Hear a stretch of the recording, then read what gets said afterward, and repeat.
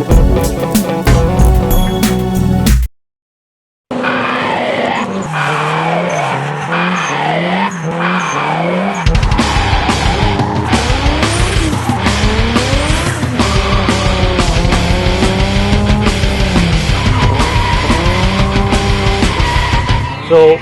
Afro said you're going to take me for a ride. Yeah, so sure am. Let's get this thing loaded up and we get to the track. For sure, let's do it. All right.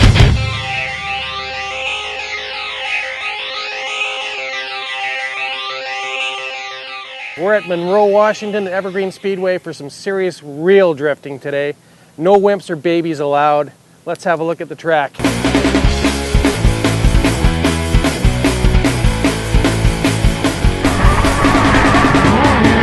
This car, what kind of modifications do you do to a stock car like this to put it on the drift? All my suspension is aftermarket. 4-link, coilovers, sway bars, front struts. And what are you running on this motor right now? This one is completely stock. In fact, right now I'm on a stock ECU. Oh, thank you very much. Yeah, thank you.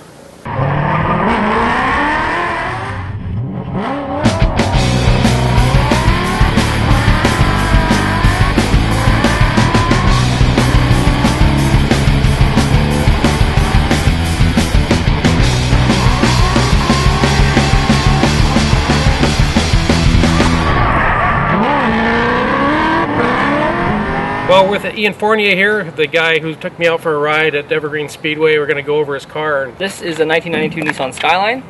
Traditionally it has a straight 6 turbo engine, but I've swapped it out for the V8 from the Nissan Titan. Car build wise, it's pretty stock. It's got a full tube, it's got a full metal chassis, not tube like the Formula D cars. Pretty mild suspension upgrade, and it's a very completable car for the way it is. We have adjustable upper control arms and all tow rods, but leaving stock lower control arms. And what kind of parts do you replace on this on a regular basis? Yeah, as you can see, there's rub marks from wheels, the fiberglass over fenders that are riveted, so if you collapse a panel behind it, getting a hard hit, you just new fender goes over it, totally looks like a stock body. Other than that, not a whole lot actually, surprisingly, for drifting. You don't go through a lot, maybe tie rods and ball joints. And stock body of the car, you just got the interior? Got the interior cut as much as you possibly can out. Try to get as light as possible for what you're qualified to do.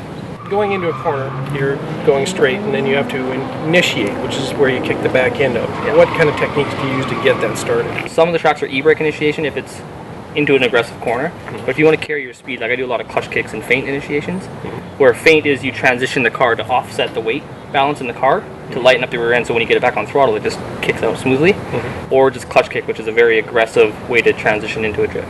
Okay, so you'll be going down there and just kind of sidestep the clutch to park the tires loose. Yeah, just like you do a big burnout, but you're doing it at 140k. So coming off the big bank turn and then coming into another one, it's just transitioning, the weights shifting. And there's different ways to do it. You can transition with e-brake to control your transition, or if you're a lot more experienced, say, you can transition on throttle. So coming into the drift, if I'm, say, one direction, once you let off and the car tries to bite and straighten out, then you will re-put the throttle on and it'll help you transition. So coming into that track, that's how I was doing it. This is a two-wheel drive car, I guess. It's a little different from the four-wheel drive RC cars that I've been accustomed to. So rear-wheel drive only, nothing up front, so it's really a lot of throttle control? Yes, yeah. Gymkhana is almost like RC drifting in a way, where it's another sport of drifting, but it's all-wheel drive drifting. And you can really be a lot more aggressive with your transitions and almost come in backwards and steer with the front as you're on throttle. Where in strictly rear-wheel drive cars and drifting, it's a lot more throttle control, like you said. If you're past the point of no return, you can't save it with the front wheels powering it. There's nothing there. So if you give it more throttle, you just spin. So it's a lot more finesse, like on figure skates almost. Okay. So you're saying that a two-wheel drive drift guy is probably a little better driver than a four-wheel drive drifter? In both sides of it, yeah.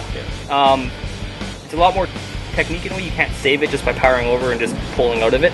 But then again, some of those Gymkhana guys, like Ken Block's videos and all that, like it's incredible what they do with the steering setups they have. Just like RC drifting you see as well. Some things where you think you're completely out of control are completely backwards, and they save it, and it's just incredible. So both sides of it, they're extremely good, talented drivers. So just different techniques. Do you drive any RC cars? I do, actually. Afro's RC Club, where you did a documentary in, I've driven there 4 or 5 times. And I mean, being decent at drifting, I've kind of picked it up quick, and I'm a video game kid, so I've learned it all right. Okay. But yeah, I definitely want to buy one.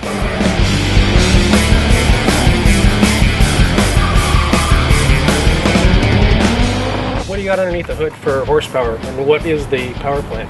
This is a Nissan Titan, out of the 08 Nissan Titan pickup, 5.6 liter quad cam V8. I supercharged it and I adapted it to a G35 6-speed transmission. So the power level was about 400 when I was just kind of feeling the car out. But now that I know the lugs are all worked out, I upped it to about 550 and 550 foot-pounds of torque. So it's a monster for a little light chassis like this.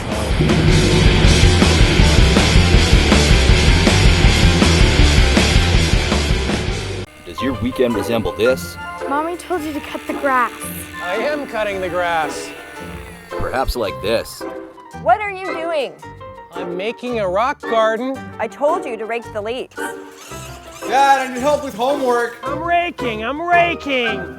If you're thinking yes, don't worry. You're one of us. No! You can't have all the fun. Now rake them again. RC Pit Stop. We have your back.